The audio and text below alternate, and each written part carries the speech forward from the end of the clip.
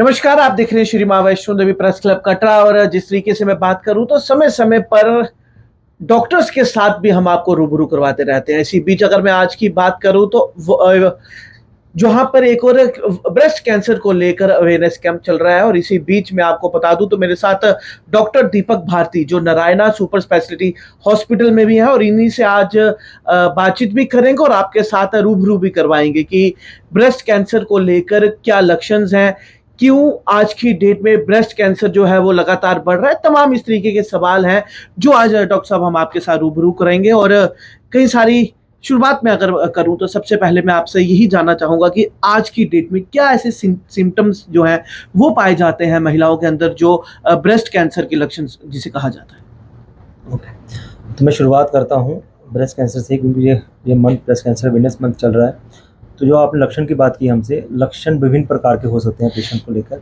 जैसे मैं आपको माध्यम से बताना चाहता हूँ, 70% महिलाएं जो हमारे पास आती हैं वो एडवांस स्टेजेस में आती हैं, यानी स्टेज 3 और स्टेज 4 के साथ आती है हमारे पास।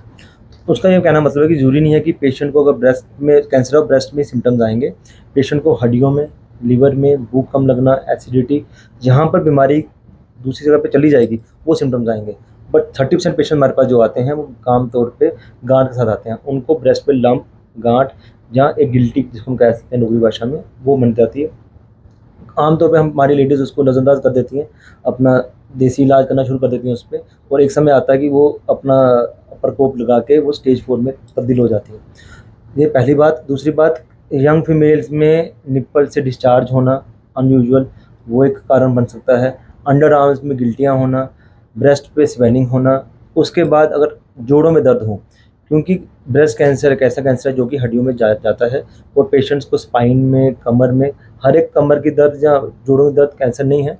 बट फीमेल और जिसको 5 से 6 महीने से ऊपर दर्द रहे तो प्लीज़ उसको अपना चेकअप कराना चाहिए कि ये नॉर्मल हड्डियों की बीमारी है, यहाँ पे कोई कैंसर पनप रहा है अंदर। बिल्कुल डॉक्टर साहब, इसके अलावा अगर मैं बात करूं तो सेल्फ एग्जामिनेशन की बात करें तो कितना ज़्यादा महत्वपूर्ण रहेगा कि इसमें अगर हम खुद से ही सेल्फ एग्जामिनेशन जो है वहाँ से शुरुआत करें। जिस तरीके से आपने बताया कि 4th स्टेज पर पेशेंट जो है वो आपके पास आ रहा है, फर्स्ट स्टेज क्या रहेगी, सेकंड स्टेज क्या रहेगी, और लास्ट मोमेंट में पहुँचने से पहले कब डॉक्टर पेशेंट को लगेगा कि नहीं मुझे जो है अब डॉक्टर को दिखाना है। ओके, तो जैसे हमें पता है कि कैंसर जो वर्ड है, आप सुनने में ही हर एक को डर लगता है सुनने में। अब जैसे मेरे 2 स्टेजेस हैं, 1 2 3 4, इसके मायने हैं। जितनी कम स्टेज होगी उतना आसान और सरल इलाज होगा, उतने पेशेंट को सर्वाइवल रेट ज़्यादा बढ़ेगा। अगर मैं बताऊँ, अब ब्रेस्ट कैंसर में स्टेज 1 का पेशेंट जो होगा आज की डेट में 90% क्योर हो जाएंगे। अगर हम 100 पेशेंट ट्रीट करेंगे तो उसमें से 90 पेशेंट स्टेज 1 में बिल्कुल ठीक हो जाएंगे। और वही अगर मैं स्टेज 4 की बात करूँ, उसकी परसेंटेज 15% हो जाएगी। तो अगर हम 100 ट्रीट करेंगे 15 पेशेंट हम ठीक कर पाएंगे। तो ये पहला उसका मायने है कि हम सर्वाइवल रेट बढ़ा सकते हैं, क्योर रेट्स बढ़ा सकते हैं। नंबर 2, जो आप जो बता रहे हैं कि पेशेंट को टेस्टिंग की बात कर रहे हैं, हमें मैमोग्राफी या उस पर नहीं इतना रिलाई करना है, वो तो हमें करवाना ही है। 40 साल के ऊपर जो महिलाएं हैं उनको मैमोग्राफी करवाना है। बट ब्रेस्ट एग्जामिनेशन पेशेंट के अपने हाथ में है। और हम अपने दोस्तों की बात करें, breast is just like a friend to a patient, और उसको अगर फ्रेंड की तरह देखें तो उनको सिर्फ दिन में 5 मिनट देने हैं अभी चेकअप के लिए। कभी भी नहाते हुए, तैयार होते हुए 5 मिनट के लिए एक सरल सा एग्जामिनेशन है जो पेशेंट ने अपने हाथों से करना है। उसको किसी चीज़ की ज़रूरत नहीं है, घर बैठे बैठे हो जाएगा। और कोशिश ये करनी चाहिए कि माहवारी के 5 दिन के बाद वो टेस्ट करें तो उसका ज़्यादा असर अच्छी तरह से दिखा जाता है। तो पेशेंट को खुद ही करना है, कहीं पर जाना नहीं है, किसी पे डिपेंड नहीं होना है। और पेशेंट को खुद ही पता चल रहा है कि मेरे पास कोई और चीज़ें चेंजेस आ रही है, नहीं आ रही है। तो इसलिए मेरा ये कहना है आज के ब्रेस्ट अवेयरनेस मंथ में मैमोग्राफी, स्क्रीनिंग, इनका रोल आज भी है, आगे भी रहेगा। बट हमें फोकस एग्जामिनेशन में करना चाहिए, क्योंकि उसमें पेशेंट को किसी किस्म की ज़रूरत नहीं है किसी। हाँ, फिर उसको अगर लगे कि नहीं अनयूजुअल कोई चेंज नज़र आ रही है उसको बॉडी पे अपने, तो फिर जाके उसको प्लीज़ डॉक्टर को दिखाना चाहिए। उसको नज़र मत करना चाहिए उस समय कि फीमेल से करती हैं नॉर्मल ले लेती हैं कि ठीक है जी कुछ नहीं होगा, ठीक हो जाएगा। वैसे ही महीने और साल गुजर जाते हैं तो प्रॉब्लम बढ़ जाती है। तो उसका ये फ़ायदा है कि जब भी पेशेंट एग्जामिनेशन करेगा वो बीमारी को स्टेज 1 जब बहुत ज़्यादा 2 में पकड़ लेगा। उसमें कीमोथेरेपी भी नहीं होगी, सिर्फ सर्जरी होगी, रेडिएशन नहीं होगी। तो फाइनेंशियल इफेक्ट, सोच का इफेक्ट, और सबसे इंपॉर्टेंट क्योर रेट्स पेशेंट को मैक्सिमम मिलेगा उसमें। बिल्कुल डॉक्टर साहब, मैमोग्राफी की अगर मैं बात करूं तो जिस तरीके से आपने बताया कि 40 साल की उम्र की जब बढ़ जाती है महिलाएं तो उन्हें ये करवाना एक तरीके से ज़रूरी हो जाता है। पर कहीं ना कहीं अगर मैं रूरल एरिया की बात करूं या दूर दराज की जो एरिया है जो काफ़ी ज़्यादा हेजिटेशन करती हैं, झिझकती हैं मैमोग्राफी के नाम से या ट्रीटमेंट के नाम से, उनके लिए ज़रूरी तो है, पर वो किस तरीके से मैमोग्राफी कराएं कि उन्हें जो हेजिटेशन है वो किस तरीके से दूर हो? देखो, उसमें दो चीज़ें हैं।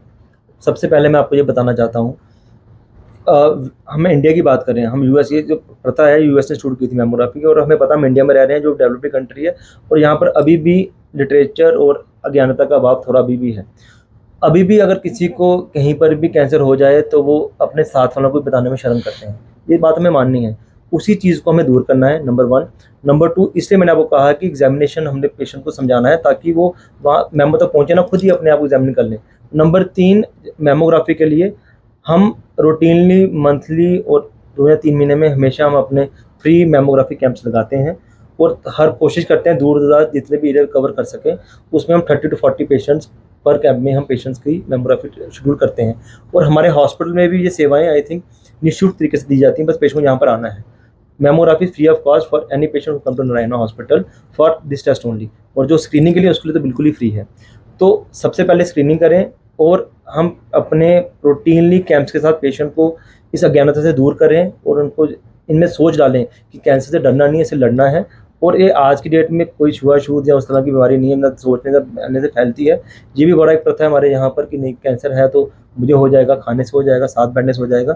उस अज्ञानता को हमें दूर करना है। वो हम डॉक्टर्स को आपके प्रति न्यूज़पेपर, आर्टिकल, सोशल मीडिया सबका जो इस्तेमाल करके उन चीज़ों से हम पेशेंट को अज्ञानता दूर कर सकते हैं। बिल्कुल, काफ़ी अच्छी और महत्वपूर्ण जानकारी जो डॉक्टर साहब ने बताई, मैं आपके साथ एक बार फिर साझी कर दूँ तो अगर आपको मैमोग्राफी करवानी है तो उसको लेकर डरना नहीं है, झिझकना नहीं है। आप इसको लेकर आप नारायणा हॉस्पिटल में आइए और यहाँ पे फ्री ऑफ कॉस्ट, यानी कि आपको कोई भी शुल्क जाने की चार्ज जो है वो नहीं देना है।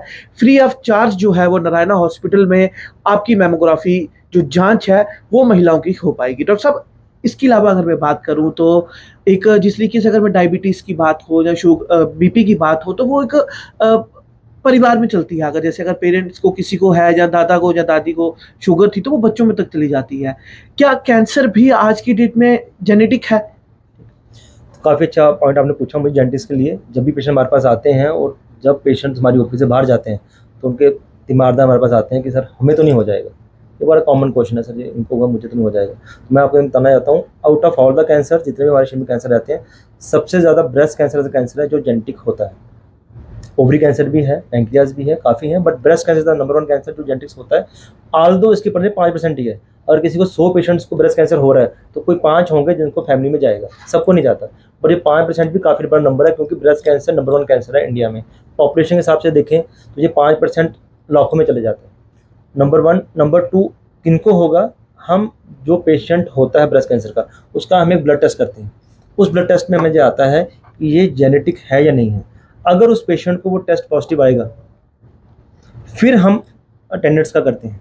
अटेंडेंट्स में उनके बच्चे, बेटा बेटी, उनका किया जाता है। अगर नेगेटिव है तो सबका नहीं किया जाता। ऐसा नहीं है कि 100 पेशेंट सबका हम टेस्ट करवा देंगे।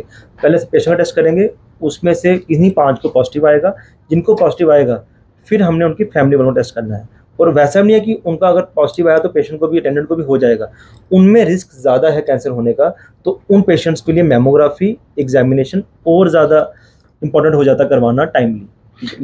बिल्कुल। डॉक्टर साहब, क्या चैलेंजेस रहते हैं एज ए डॉक्टर जब पेशेंट आपके पास आ रहा है, खासतौर से ब्रेस्ट कैंसर को लेकर, तो डॉक्टर के लिए भी क्या चैलेंजेस रहते हैं उनको लेकर? सबसे पहले मैं शुरू करूँगा JNK की बात करूँगा और रूरल अर्बन की बात करूँगा। आल्दो अवेयरनेस काफ़ी तरीके से फैल रही है और पेशेंट्स, मैं ये भी शुरुआत करता हूँ कि आज भी वो लेडीज़ हैं जो चीज़ों से छुपाती हैं, और वो लेडीज़ भी हैं रूरल एरिया में जो खुद आती हैं, कहती हैं ब्रेस्ट कैंसर हो गया, मेरा इलाज करो। तो वो पेशेंट्स भी हैं, पर इन दोनों में काफ़ी असमानताएं भी हैं। उन चीज़ों से हमें लड़ना है, हमें इन चीज़ों से हमें पेशेंट्स को बताना है कि हमें एजुकेशन करना है, अवेयरनेस करनी है, कैंप्स करने हैं, सोशल मीडिया का यूज़ करना है।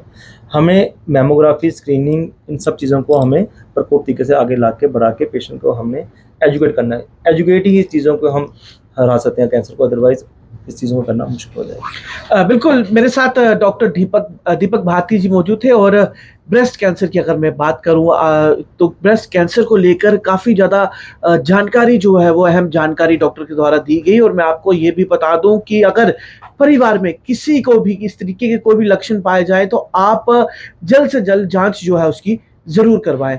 और अपडेट्स के लिए यूं ही जुड़े रहें श्री मां वैष्णो देवी प्रेस क्लब कटरा के साथ।